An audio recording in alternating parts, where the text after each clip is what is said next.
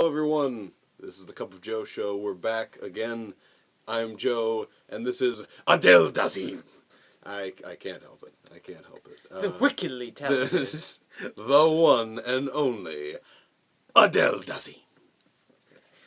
So, and we're also bringing our crazy hair this morning, or whenever you watch this. I don't know. It's the morning, and I think that's fairly obvious to you. There we go. There it is. Now I'm going Super Saiyan. Mine doesn't move. Just like this, right here. Whatever this is. A cowlick? A cowlick. Sure. That's what they're called. Oh, okay. Well, I don't know, Jeremy. It's like a cow, like, licked your hair. So oh, okay. Up. All right. Well.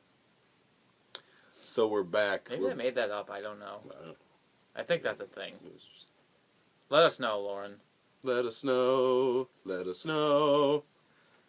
I don't know. But, anyway, first and foremost, we actually did do the Cup of Joe award show, known as the Cup of Joeskers. It's like really long, and I'm having technical difficulties uploading it. You would think in this day and age that something like that would be a simple task, but no, it's not. So I'm going to try to chunk it and put it on Facebook and try to figure out YouTube, because YouTube is kind of stupid, apparently. So that'll be up. I know that you've all been waiting this week to, see what we have to give you as far as nominees and awards go, but yeah, that'll come up. Don't worry. It's completed, I swear.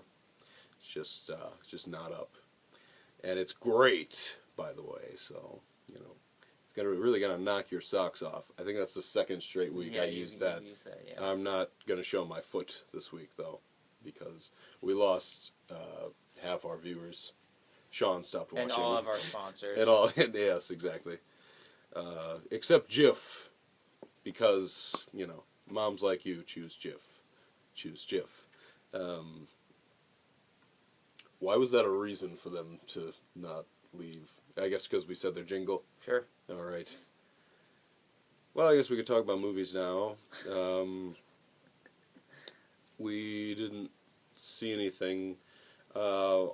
Really kind of one, because there's really nothing worth it out there, and two, we're adults now, and we have full-time jobs, so we're just gonna hop right into the box office. What do you got for us, Big J? Well, I just want to say that's when, for me, adult in a very loose sense of the word, just for the record, I still have a childlike innocence to me, so I'm not growing up anytime soon. Cue Avril Lavigne's "Here's to Never Growing Up." That's my anthem. But anyway, the box office. Shake a radio head at the top of our lungs with the boombox blaring, everybody in love, got a bottle of whatever, getting us drunk. Here's to never growing up. Okay, alright, box office. So, last weekend, number 5 went to The Monuments Men. That was down 38%. Grossed a shade under $5 million for a total of 65.6, which, as I've said pretty much every week for The Monuments Men, is solid. That's pretty much the word to describe it. Fourth place went to 3 Days to Kill. That fell 60% to also just a shade under $5 million, and it has a total of just $20.8 million. Kevin Costner is no Liam Neeson. Okay, dropping to third place, the Lego Movie was down 34%. It made $20.8 million and now has a total of $209 million. The Lego Movie still continues to hold well. It'll be interesting to see how it does this weekend against Mr. Peabody and Sherman, but even still, it's already a huge success.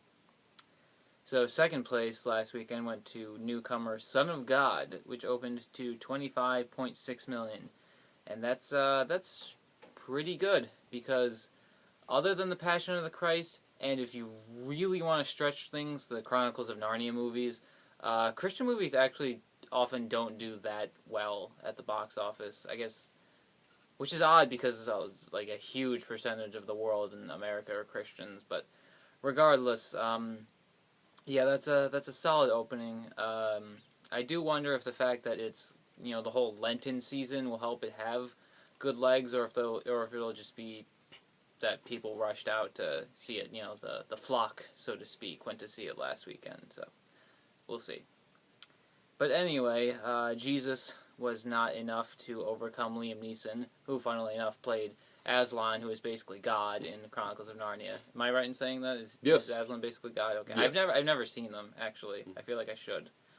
Fun fact, until Alice in Wonderland came along, the Chronicles of Narnia, The Lion, the Witch, and the Wardrobe was the highest grossing movie that I have never seen. It was since supplanted by Alice in Wonderland, a movie which I refuse to ever see. Okay, anyway, Nonstop was number one with 28.9 million, and that's pretty solid. That's quite a bit above The Grey. It's also above Unknown. It's above the first Taken. It's way off Taken 2, but Taken 2 was that really opened big. So that's pretty solid. Word of mouth seems all right. Could end up being a $75 million picture. I was really shocked to see that Nonstop actually made as much as it did. I thought this was going to be a movie that was just going to be, it's Liam Neeson again, but it's not Taken, so we're just going to let it go. Let it go, let it go. Boy, that Adele Dazeem could really sing. I mean, not as well as Idina Menzel, This but is true. This is true. So, yeah, I'm surprised it made as much as it did. I realize that Liam Neeson's very popular, but I just thought the trailer looked ridiculous. I don't know, especially the which I mentioned at some point, I'm sure already while looking at this camera, is when he's floating and the gun floats up to his hand and he's just like boom. And, and that just looks hilarious. I mean, it does look entertaining. I would like to see it at some point, but, yeah, I'm surprised it made as much as it did. But also, good for you, Liam. That is great. I don't know how you're doing all the stuff that you're actually doing at your age, but great. I also don't know how Samuel L. Jackson's doing all the stuff that he's doing at his age. Yeah, that's true. I mean, he doesn't look that old. Yeah. But it's just. Well, Chuck Norris is like 70. That's true. Yeah, come to think of it, all of the Expendables, the stuff that they're doing. And they killed the only young guy. Right. In Expendables 2. Right. Spoiler alert! Yeah. I think people have seen it by now. Yeah. And so, and Son of God, that's, I didn't even think of that it's actually released for the Lenten season. Yeah, Passion did the same thing. Yeah, that's actually a very smart thing, and I'm sure that'll do fine for that reason. Hey, maybe let's do that for Lent. He's an atheist. Never mind. I'm gonna go see Scott. I don't know if I will, but that's a good idea. A Lenten I'm sure God wouldn't want to see it that way. Our Lenten sacrifice. We'll go see the movie. Jesus up there like, oh me, Jesus. But that on a serious note, that's actually that's brilliant. Putting it out at this time. People would go see it. Even like Catholic schools would like, let's go see. So I mean that's brilliant. I think that's brilliant timing. So I'm sure that'll do well over the Lenten season. Yeah, Lego Movie holding very well. Indeed. Trying to think of the.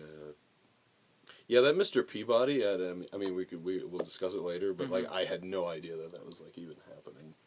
I knew it was it's happening. Apparently, it was like a commercial before theater before like the previews at Cinemark. Oh yeah. They're yeah, like I know holding what a you mean cake now, or something, Yeah. and like they grab their cell phone when it drops it.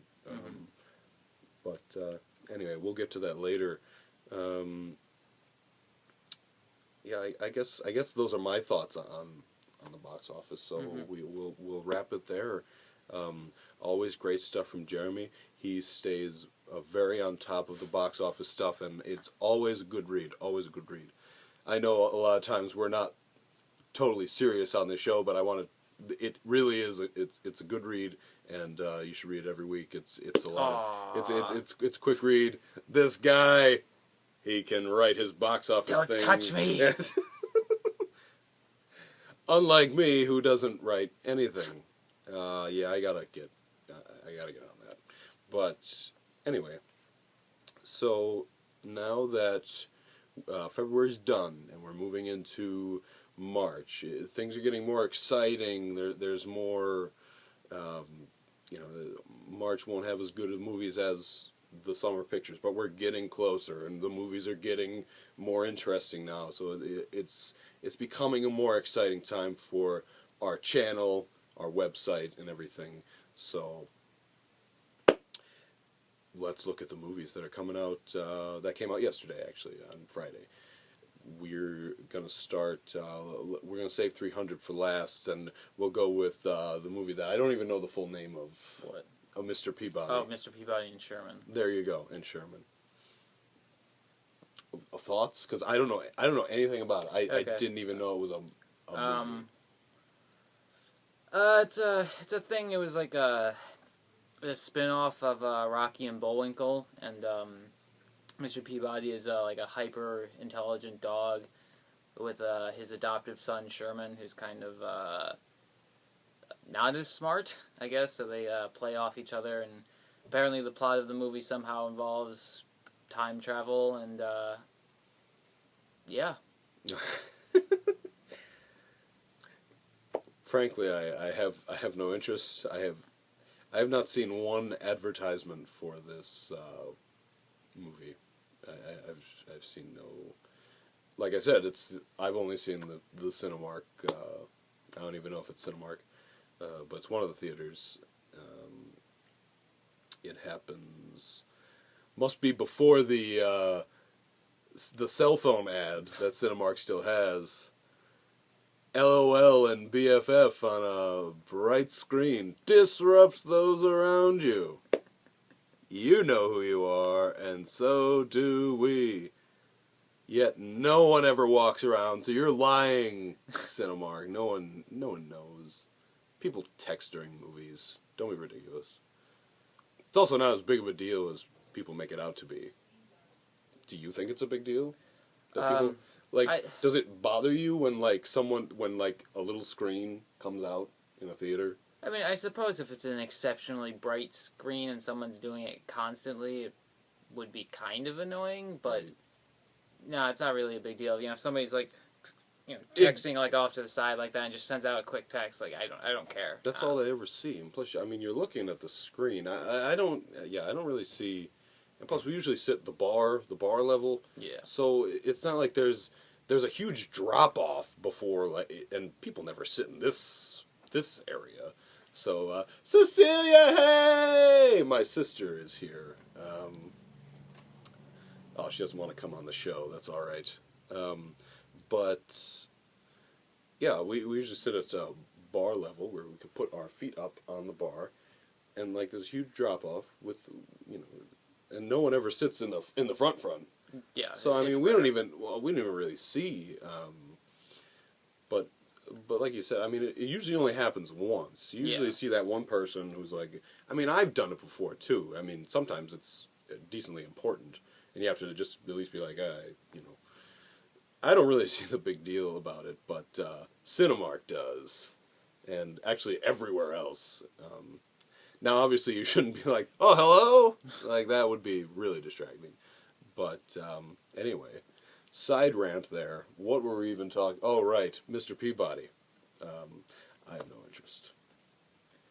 Likewise. The Lego Movie is kind of winding down at this point, and Frozen is really winding down. So I guess this is the next thing for kids, but it's not going to have that crossover appeal that both the Lego Movie and Frozen had. Between kids and adults. I think Mr. Peabody and Sherman is going to be very much more so kids, like the Nut Job, but better than that. So I think probably like a 30 million opening for that. It has a pretty solid rating, like 70s or something. Not bad. At Rotten Tomatoes, so I mean that's pretty good. So we'll see what happens there. Maybe it'll be huge, and then we'll have to end up seeing it, and then at that point we'll praise it on this show. But until then, I have no interest. Now we move on to 300: The Rise of an Empire, the sequel that all of us wanted 5 years ago, but it didn't happen until now, for some reason. That's incredible that 300 came out 7 years ago. Yeah, 8. Did it come out in 06? Might have been in 06. I thought it was 2007, but it might have been 2006. Been. Either way, that's a really long time, and we are old. Mm-hmm. Oh yeah, definitely. I remember that we were in. I thought we were juniors. Yes. So if it was March when we were juniors, that would have been 2007. Yeah, that is 2007. Okay. Because we were in high school, and it was Mr. Landis's... Yeah. What? Was it chemistry? Well, I think, it was Mr. Landis's chemistry class. And it was you and Sam were talking about 300. And I walked over and you guys were like, we're going to see 300, right? And I was just like, that movie looks terrible. And then we went to see 300, and I loved it. So I was very wrong. I know you're all shocked. Joe's never wrong. My God, yeah. It happens occasionally, every 2 or 3 years. And to be honest, it wasn't like a good movie. I mean, every time you watch it, the ridiculous things that are in it. I know. It's a terrible film, but it's great. It's just great. It accomplishes what it sets out to do. So I mean, I think everyone wanted to see a sequel. Just to see the aftermath. What's happening now? Mm-hmm. Shocking that it came out 7 years later. So I mean, this is interesting. I definitely want to see it. It's definitely going to be a fall off from the first one, but as long as it provides something similar, this will be a pretty good movie. Yeah. Obviously, King Leonidas, played by Gerard Butler, is dead, so he can't return, and he was kind of an important character. And Gerard Butler is somewhat of a draw, especially, I mean, he'd be more of a draw now than he was before 300 when he was basically a nobody. So not having him there is kind of hurts. But I mean, he's dead. There's nothing else you can do aside from flashbacks, I guess. But they're bringing Xerxes back, so good to see that he's still 12 feet tall and has that ridiculously deep voice. Bringing in Eva Green, I think that's a good decision. She's a pretty sexy lady, so that should be good. I don't think that the lead Spartan guy, I don't even know his name, he doesn't seem to quite have the same not charisma, but same. I don't know. He just doesn't seem as interesting as Leonidas. So, I think there should be a drop off in quality as well as in box office performance. Right. I agree, but I'm definitely willing to give it a shot. I do like the addition of Eva Green because I mean she could totally play that role. I mean that's really the role that she's been molded into ever since James Bond, where she's just not that at all. She's just kind of been this evil, this is the second time. Yeah, exactly, pretty much. And she fights and stuff, and yeah. So, and I think she's pretty good at it. So that's exciting that she's in it, and I'm excited to see what this movie can do. Exciting times coming here at Cup of Joe. We'll get that award show up. Unfortunately, this show has come to a close, so we'll get out to a movie, and we will see you next week. Look for our show this week, the award show, that is. See ya.